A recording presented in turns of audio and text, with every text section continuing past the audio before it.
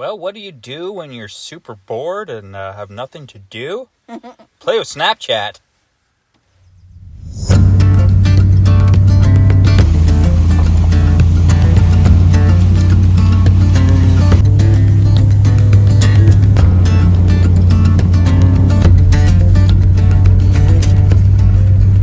Well, that road was brutal.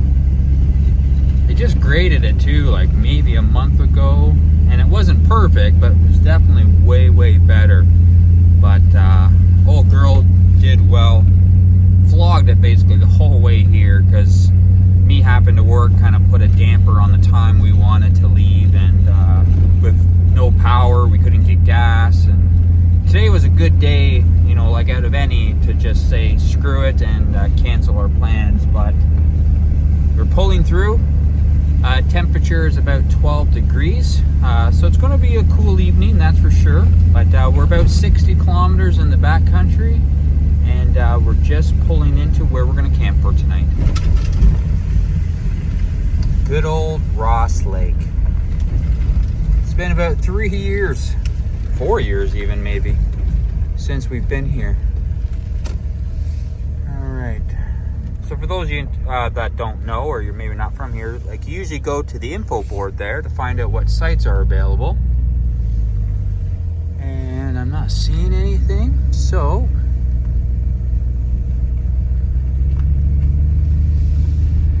and then usually they put tags on the signpost that says first come, first serve, or it's available for 1 night or 2 nights, and I'm not seeing that. So I'm guessing that they're not doing a reservation system here this year. And they've made now everything first come, first serve.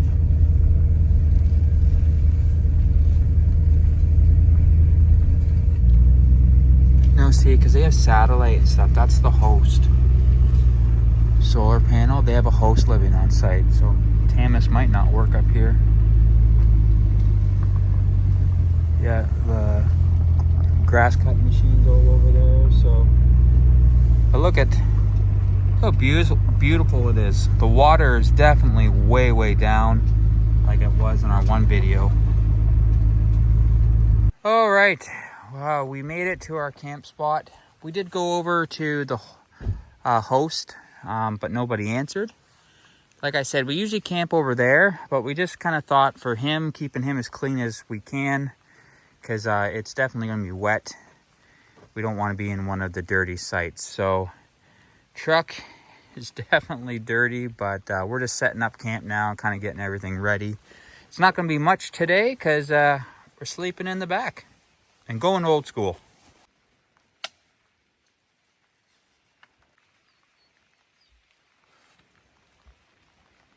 We got all set up, awning, chairs, little table section, and we haven't eaten today, and it's almost 5 o'clock, so we're having just this little platter you buy from the grocery store. Those extreme hot all dressed chips from Walmart. They're super good. And just enjoying the views. There's a school camping over in the group site there, and school district 78, I think. So there's one other camper here, and they're way at the entrance, and a bunch of school kids. But that's all right. That's all part of camping. You can see some clear sky here, so hopefully that's moving our way, and we'll be able to have a fire tonight. I didn't really think that through with placement of the truck, because we can't pull the awning up to have a fire there, but fingers crossed it will be good, and we can enjoy the night.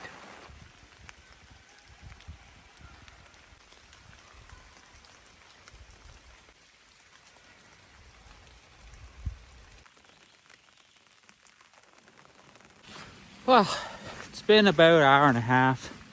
Rain is still coming down pretty strong.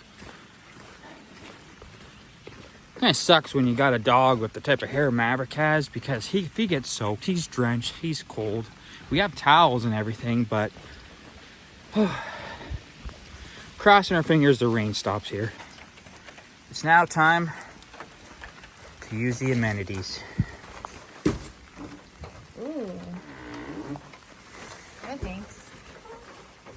That's just a little bit of back spray there. Let's just go look at another end. All right.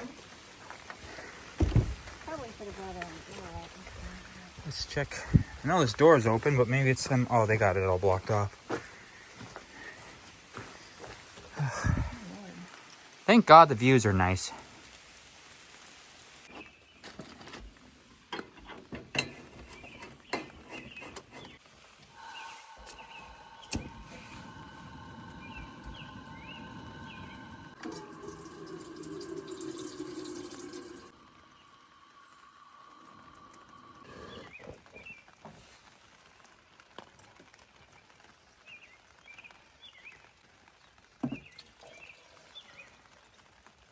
Boring video.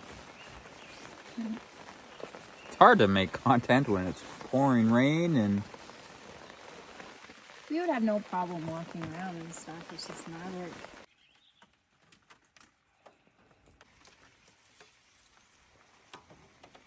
So I thought I would just give you a tour of our camping setup inside the truck.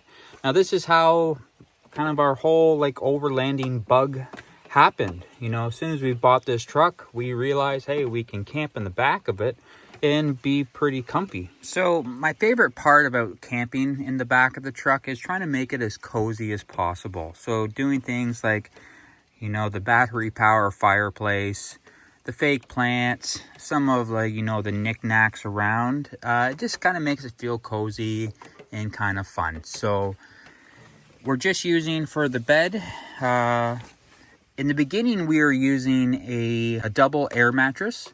It fit perfectly in here and was super comfy. But when we spent a lot of time in here, you know, like we would be today on a rainy day, just the amount of moving and whatnot, and those things never really hold air the entire time.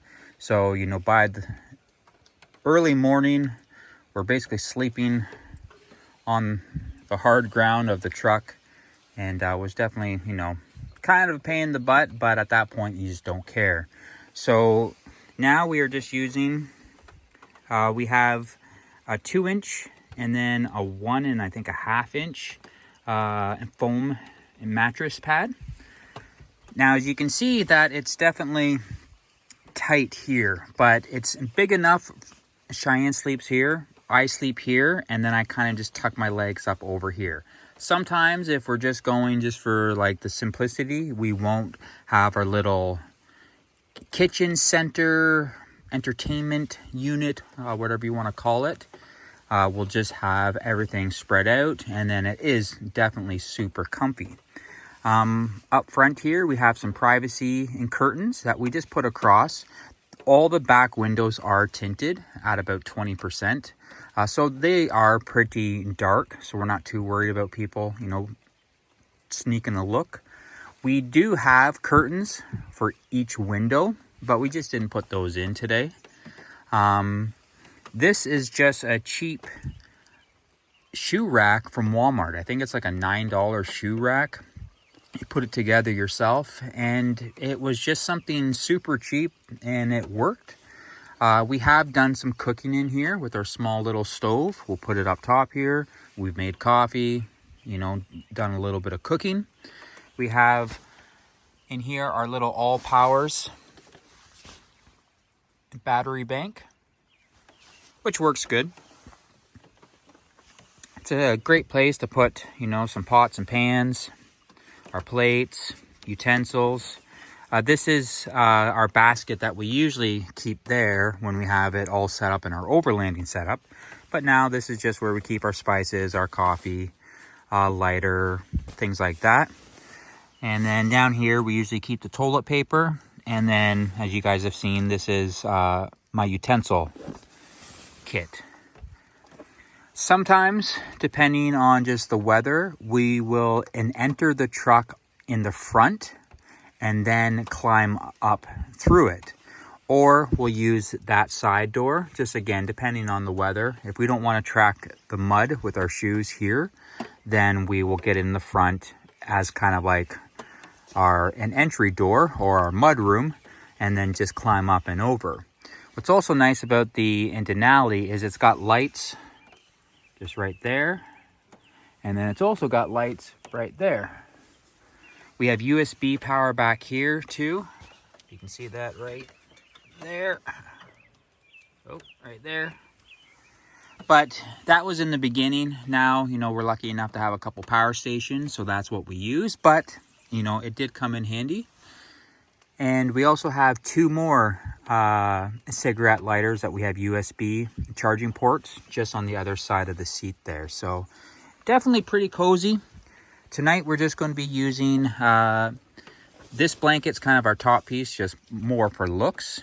This is actually a pretty cool blanket. It's a camping blanket that when you pack it up, it looks like a bag and you can carry it like a bag, which is pretty cool. We have a couple of these, but we're just using our double sleeping bags. We have our Ozark bags. So more than going to be warm enough. The weather is, it might clear up. The sky has been changing so quickly. It's like as quick as, you know, it starts to clear up, something else moves in. There. So yeah, guys, that's our truck camping setup. Like I said, you know, people do this in vans and cars and trucks. It's a lot of fun. And if you've never camped in your vehicle, and definitely recommend it. It's neat to see how creative you can get on just, you know, making it comfy and enjoying yourself while keeping dry. So it's also nice just to kind of leave it like this. You know, there's sometimes in the summer we'll leave this for a few weeks and then we can just jump in the truck basically and go. So that's our camping setup.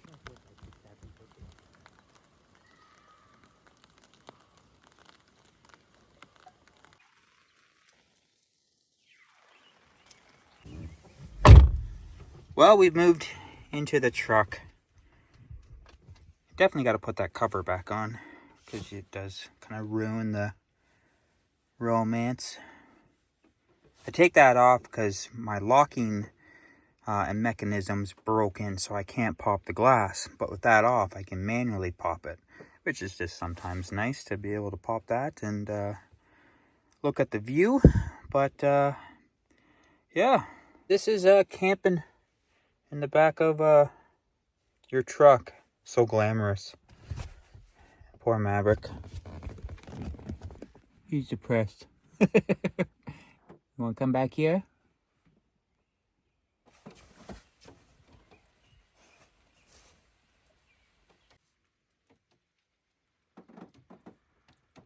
Well, we're just going to listen to an audiobook for a while. There's no cell service up here. I didn't download any videos off of YouTube or anything to watch, but I have 2 audiobooks. One is Ghost Town Living by Brent Underwood.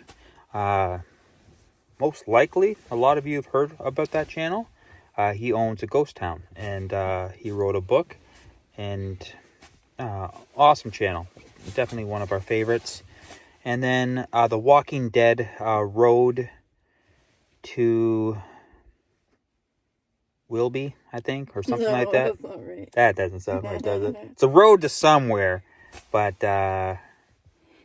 so yeah, that's what we're going to do. And hopefully the rain stops and we can go have a fire, go for a walk, you know, let Maverick burn some energy. And just enjoy a nice quiet night by the fire. So, and hopefully the kids will go to bed soon because that school is pretty loud. But, yeah, here's what it is. The stake goes nowhere. It's a stupid stake. The stake jumps off hard ground, goes flying, and lands 10 feet down vest. Josh Lee Hamilton cuts an imposing figure. So for those that are new to the channel and you maybe didn't see that video, Ross Lake is on the border. It's basically a 5-minute walk that way. You can actually see a cutout in the trees that separates Canada and the US. It is a campground on the American side that we walked through, and technically that was the very first time that we've ever been over on that side.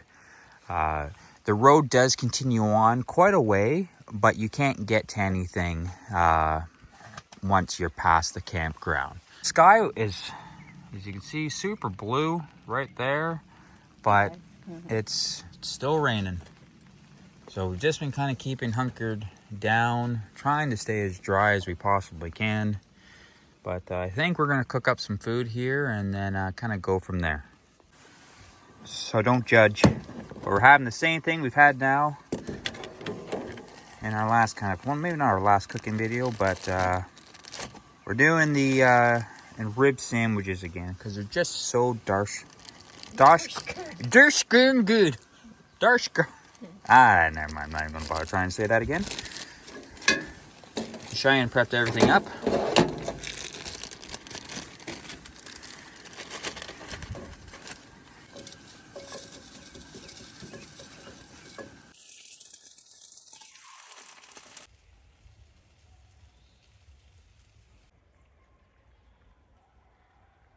Cheyenne's making dinner. I just thought I'll show you guys, for those of you who didn't watch the one video that we did here of the lake.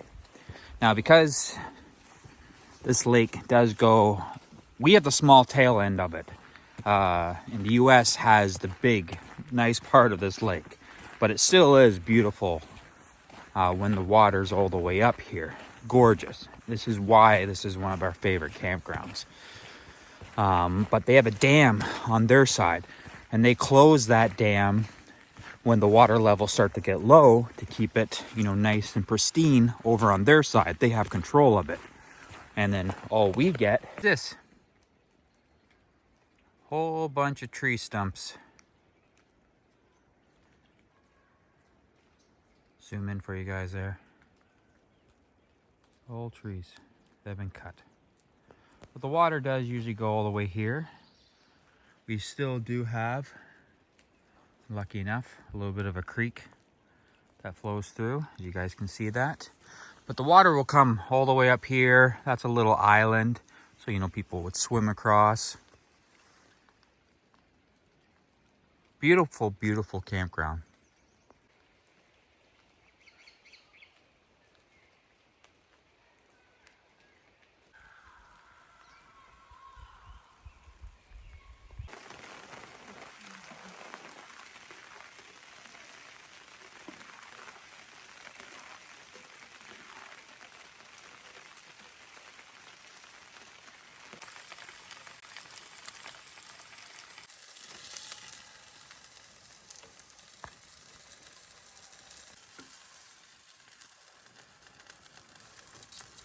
So again, these are the riblets from Walmart. You get 6 for $9.97.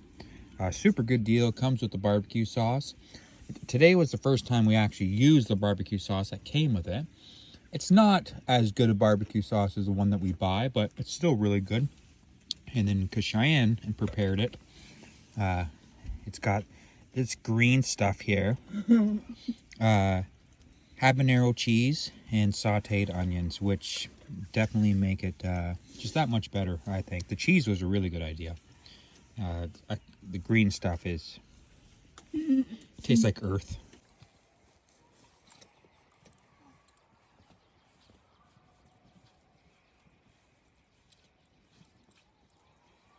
So that right there, that line, that's the border which separates Canada and the US. Goes all the way, and I can't see it here because of one, the trees and the cloud, but definitely pretty funny.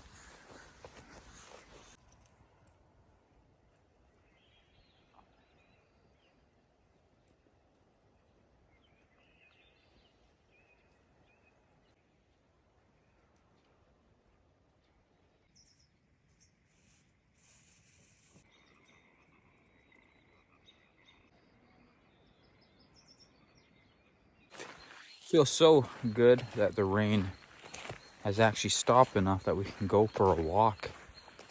It's beautiful out. Definitely cool. When we were driving up here, I think it said 11, 12 degrees. We're just now over where the boat launch usually is. You ain't getting down there.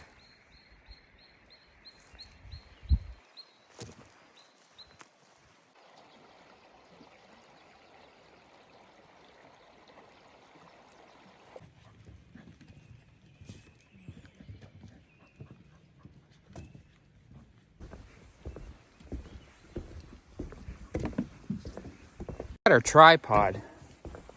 I forgot the tripod. So, had an improvise some of these shots. Couldn't, kind of do everything that we wanted, but whole day got thrown off. Having to go to work on my day off and the power being out. Just it made us more in a hurry to leave. But we're just walking over to the border.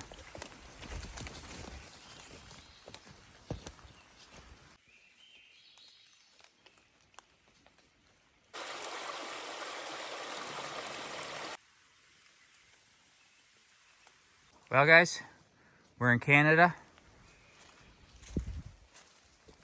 Now we're in the States. This is the tree cutout I mentioned, as you can see there. Perfect line. And then up there is the marker. It's kind of hard to see. Get a good, there we go, maybe. Trees are gonna be in the way. I'm gonna zoom in here. Right there. One side says Canada, other side says US. So currently I'm in America. Pretty neat. I know that might sound foolish to some, but it's still pretty neat to be camping so close to the border. Cheyenne just pointed out. Yeah, those are definitely trail cams. Keeping an eye on what's going on here. Not very, not like they try to hide it. They did put a little bit of moss, or it's just grown, but solar panel, probably battery pack. And that's the camera. I'm watching you, watching me.